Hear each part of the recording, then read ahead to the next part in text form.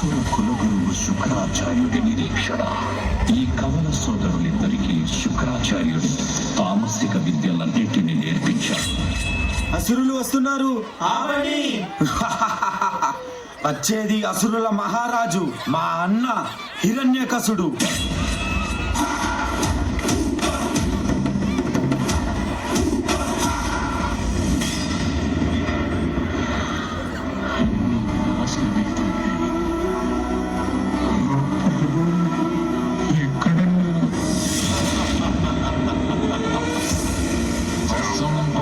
మీరేమైనా చేసుకోండి, అన్నిటినీ నాశనం చేయండి, మమ్మల్ని మా నాగరికతని ఎంతైనా దోచుకోండి.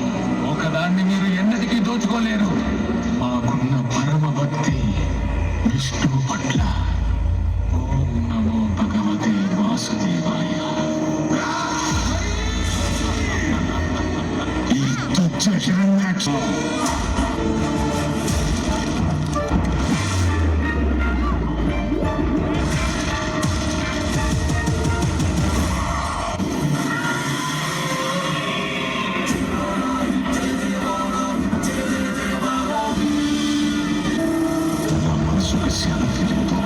ఎందుకంటే నా సోదరుని వధించిన ఆ విష్ణుడు ఇంకా జీవించి ఉన్నాడు.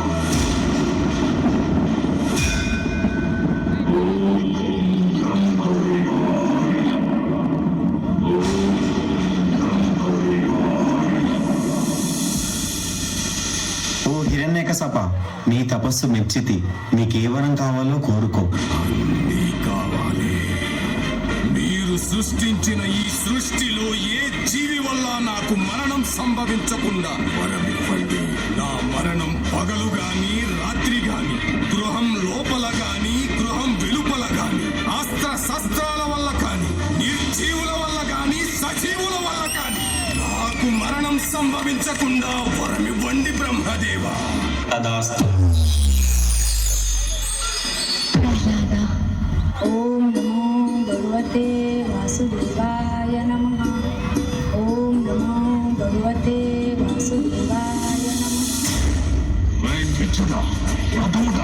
కానీ నాకు చూపించేందుకు నీకేమాత్రం సిగ్గనిపించడం లేదా? మాయావి తిరిగి పొంద విష్ణువును నేను వదిలిపెట్టా.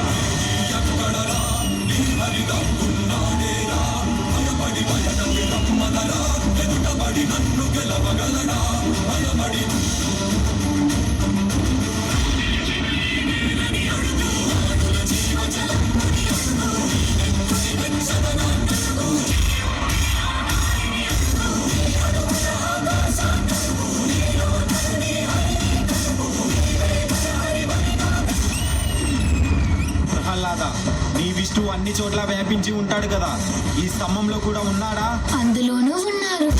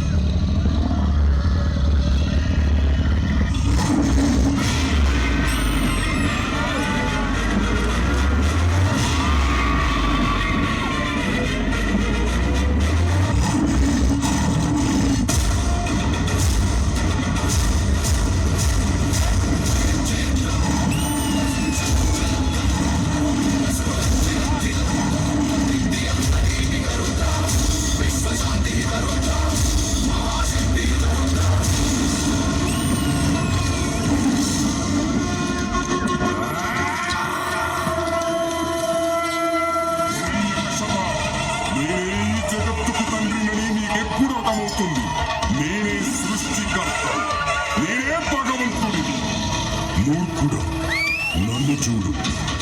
నేను నరుణ్ణి కాదు, మృగాన్ని కాదు, నేనే నరసింహుడిని. అస్తమిస్తున్న సూర్యుడిని చూడు. ఇది పగలు కాదు, రాత్రి కూడా కాదు. నువ్వు గృహం లోపల లేవు, అలాగే వెలుపల కూడా లేవు. చూడు, గడప మీదున్నావు. నువ్వు భూమి మీద లేవు, ఆకాశంలోనూ లేవు. నువ్వు నా తొడల మీదున్నావు. ఇక అస్త్రం సంగతి విను. నా గోళ్లను బాగా చూడు. ఇది సజీవం కావు, నిర్జీవము కావు.